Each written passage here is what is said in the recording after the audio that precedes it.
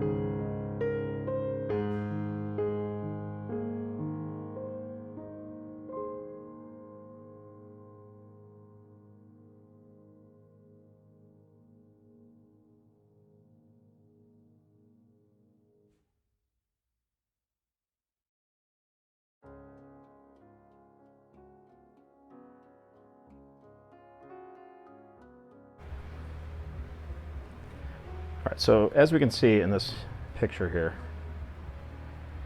it's almost a gray color. So yes, this is a gray, but it's almost a gray-green.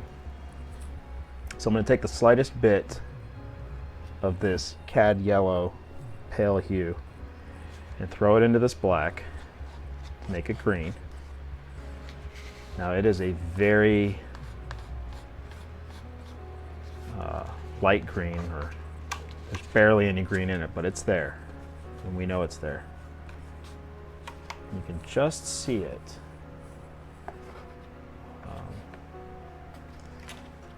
Right at the point where the yellow touches it. And I can always add more if I need to. Now, I'm going to start taking this white off in pieces and just keep adding until I get the desired green-gray that I want. And I think we've already got the color we want, we just need to lighten it considerably. But that's a really, really nice gray. I think that's perfect. You know how I don't like to waste paint, so just get that off. So according to my mother-in-law, the cream color that we see in this picture is from renovations, and in truth this is probably because the sun's hitting it in a certain way, but the cream color is what they did for these expansion areas off to the right over here and to the left over here. Sorry, to the right over here and to the left over here. That's more of that cream color here that I did originally. So it would have been fine if I had kept it like this, but I actually prefer the stony look that you see in this photograph. So that's what we're going to go with. And she said that's the way she remembers it. And I felt like that was the way I remembered it, which is why I even broached the subject with her. So let's go ahead and start putting this in and see how it looks. And it looks really, really good.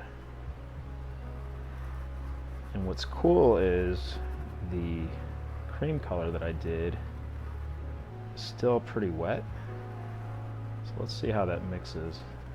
And my hope is it'll actually give it more dimension, more character. It might not. It might just be annoying. I might just need to let it dry, but we'll see. Alright, and these little streaks that happen like that, I'm going to leave them. Because you can see here, it's such an old church, there is a natural patina that has just occurred over the years as this church has existed. So we're going to leave that there. Now let's go ahead and start hitting the top up here.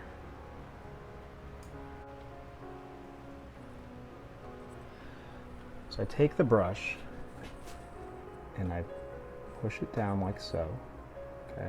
And if you look right there on that edge, you can see I've got this little ridge of paint and I'm pushing. So I'm not all the way up to the edge, but right up to it, and then I put the paint on it.